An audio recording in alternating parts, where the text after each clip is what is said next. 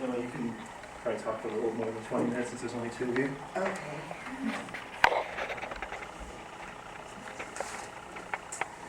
So yes, good afternoon. My name is Cydney Gobourne, and my paper is on Jules Michelet, the historian of the people.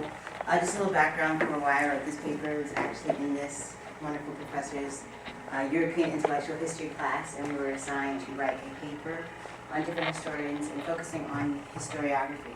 So this paper will be talking mostly about his philosophy of history and his approach to writing history. Right, so this is Jules Michelet. He was born in 1798, died in 1874, and he's widely considered to be the Romantic historian of France. His innovative philosophical historian with a deep passion for his country and his people, and he introduced a new method of historical study that was all-encompassing and emphasized man's role in history, a style that involved incorporating one's own personality into the writing and staging of historical events.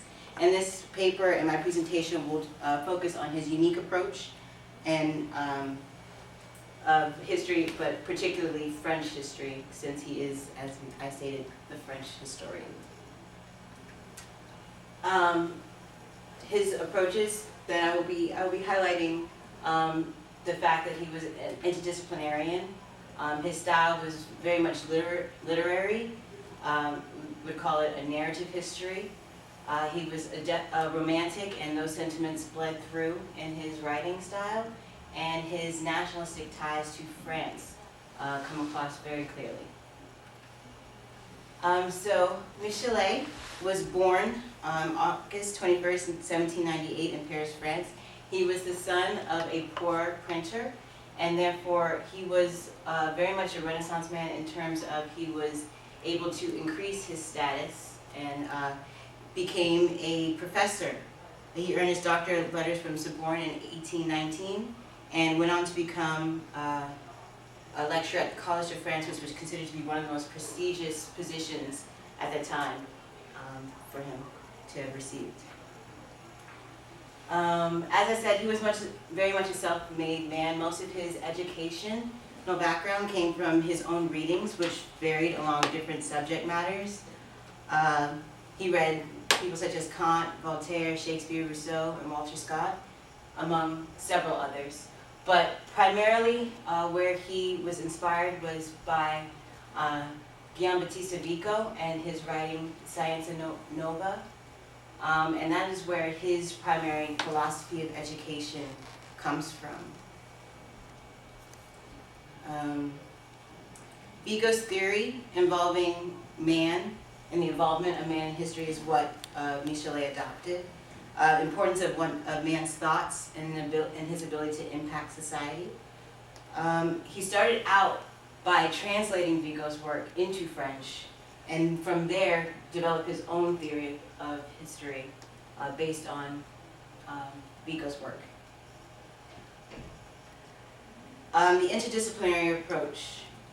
He considered the approach to history being a combination of all the sciences, a harmony of all the sciences.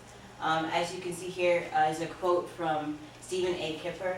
He's the author of Jules Michelet, Study of Mind and Sensibility, who I referenced in my paper.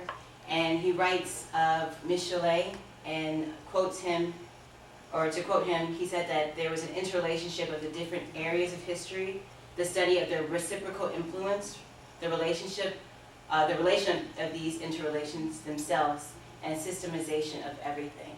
So he didn't focus primarily just on the historical facts, but also the arts and the natural sciences. And we can see that also in the different types of works that he produced. He wrote books about nature. He wrote books about politics and religion. So he went across disciplines as a historian. He had a very unique literary style that really incorporates himself in the writing. Oftentimes he wrote in the first person, and he would bounce between talking about history and then inserting his own personal ideas or personal experiences. He even, talks about his father and his relationship with his father in between talking about the history of French, which is evidence of just how personal this writing was to him. Here's an example from his introduction, The People. He says, "This book is more than a book. It is myself. That is the reason it belongs to you. Yes, it is myself, and I venture to affirm it is you also. Accept then this book of the people, because it is you, it is myself." So he was very much identifying himself with the revolution and realizing and acknowledging man's impact on history.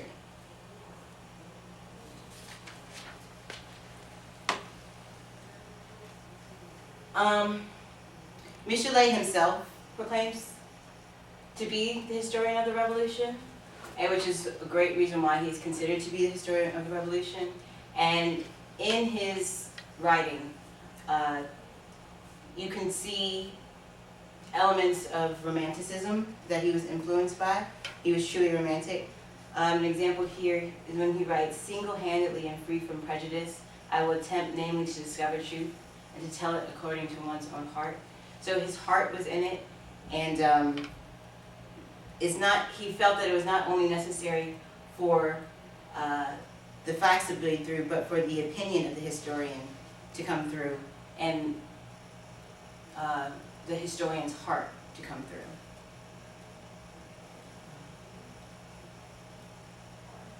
As a nationalist, Michelet stressed social responsibility. He believed that history was largely the record of an ever-broadening combat for freedom, resulting in the collective energies of the masses. That's a quote by John R. Williams, who wrote an article on Michelet and the notion of literary commitment. Michelet was very inspired, and this also ties into the romantic aspect as well, by the Greeks. And he idolized the Greeks, namely for the fact that they had their own epic, their own story that unified the people. And so he felt as though the French needed the same thing. They needed an epic, they needed a story that they could rally behind and would unify them, and they would feel proud of. And he felt as though the Greeks did so very well through the arts, particularly theater. And so he was very committed to making sure that the arts of the French people were not simply for entertainment's sake, but that they would create some sort of social change, have a social impact upon the people.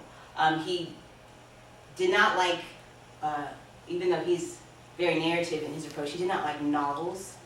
He believed that first and foremost, they were one-sided, that they came from the bourgeois perspective, and any mention of the French Revolution was a negative one and only focused on violence. And he also felt as though it did not really cause anyone to stand up for change. It was just sort of entertainment for entertainment's sake.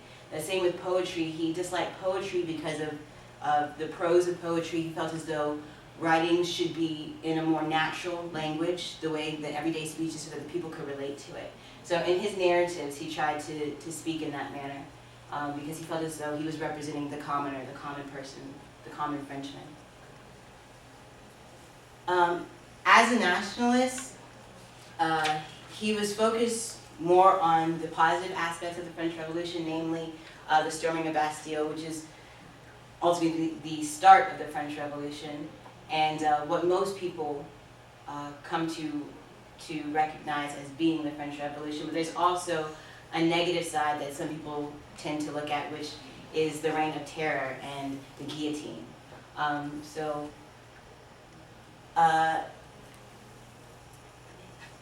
Hippolyte Taine, and his writings, he opposed Michelet. He felt as though the French Revolution was not all glory. In fact, he felt as though the French Revolution did more to hurt the people of France rather than help them, because rather than getting rid of one form of rule that was oppressive, It just changed hands that the rule was in. So he would be an opponent to Michelet's glorification of the French Revolution. Michelet, on the other hand, hardly ever speaks of the Reign of Terror. It's all positive. It's all how the French Revolution was the best thing that could have ever happened, and he definitely glorifies it in every aspect. In terms of criticism, modern historians also criticize him. Vivian Kogan, the writer of The Eye of History, Self-Fashioning, National Consciousness, and Jules Michelet, criticizes his method of writing history, claiming that there is little fact and mostly opinion. And she says that Michelet's identification with history, he believed, gave him a property right over it. Basically saying that because he personalized it so much, he felt as though his version of history was the only history for the French Revolution. In conclusion,